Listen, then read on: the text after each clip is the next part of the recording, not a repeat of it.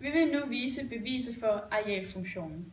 F er en kontinuert funktion, hvor f af x er større eller lige med 0. For intervallet a, x tilhører definitionsmængden, og x større end a, den beskriver den punktmængde, der ligger over første aksen og under grafen mellem a og x. Arealfunktionen a af x den defineres som arealet af m af x. Og sætningen lyder, at arealfunktionen a af x er en stamfunktion til f af x, og det skal vi bevise. A af x er en stamfunktion til f af x, og det vil sige, at når a af x differentieres, fås f af x. Definitionen af differentialkvotienten lyder således, at når grænseværdien af differenskvotienten fås differentialkvotienten. Det vil sige, at grænseværdien delta x gående mod 0 er delta a over delta x. Det er lige med a mærke af x. Og hermed har vi så bevist, at a mærke af x er lige med f af x. Nu skal vi undersøge, når delta a er defineret som delta a af x plus delta x minus a af x. Og i det her tilfælde, der vil delta x være positiv. Grænseværdierne a og x de indtegnes, og herved så fås arealet, som vi ser her, a af x. Herefter så indtegner vi grænseværdien x plus delta x, og der får vi så arealet, som vi ser her, og det er så a af x plus delta x. Nu antages det så, at a af x plus delta x minus a af x, det giver lige med delta a, og det kan vi så se. Delta a, det bliver lige med a af x plus delta x minus a af x giver delta a, og det har vi hermed bevist. Vi ved, at f er kontinuert, og derfor ved vi, at f max og f min ligger i intervallet x, x plus delta x. Vi har nu en ny punktmængde, arealet af r, og arealet af lille r. Vi ved så, at arealet af store r, mængden vi har her, er større eller lige med delta a, som er større eller lige med arealet af mængden r, eller lille r. Og vi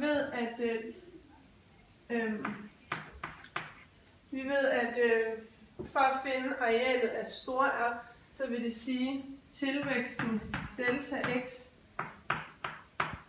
gange med f max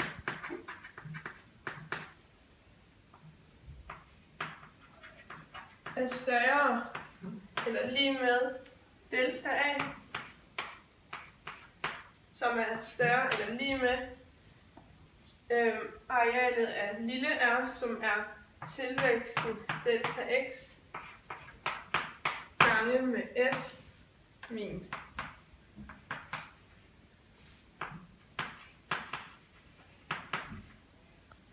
Yes, så vil vi dividere med delta x på alle led.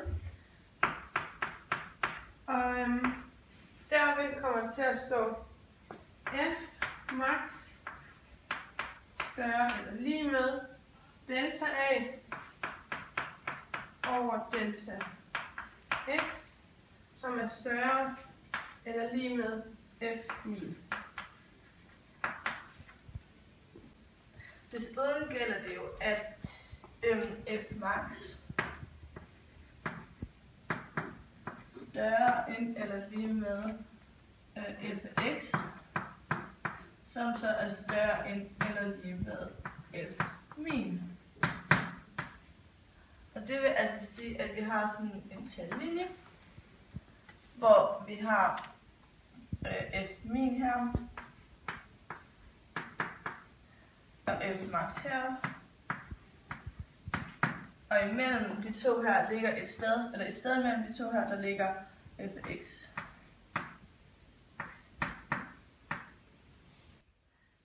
så indsætter jeg også lige delta A over delta x på tangenten, der den også ligger i stedet mellem f min og f max. Når delta x går mod 0, så vil x plus delta x gå mod x. Da f max og f min tilhører den mængde, som ligger ved x, x plus delta x, så vil de også gå mod x. Da f er kontinueret, vil f max være lige med f af x max, som vil gå mod f af f min, som er lige med f af x min. Da f er kontinueret, vil f max være lige med f af x max, som vil gå mod f af x.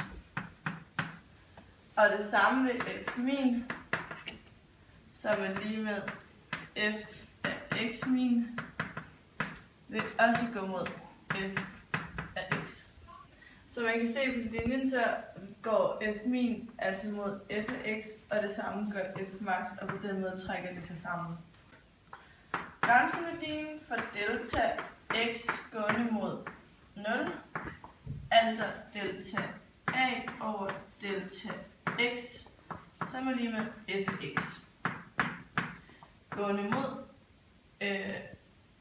mod a mærke af x. Det er altså også lige med f af x. Nu har vi vist beviset for arealfunktionen, hvor delta a er positiv, og samme fremgangsmåde som det her, så kan man også bevise, hvor delta a er negativ.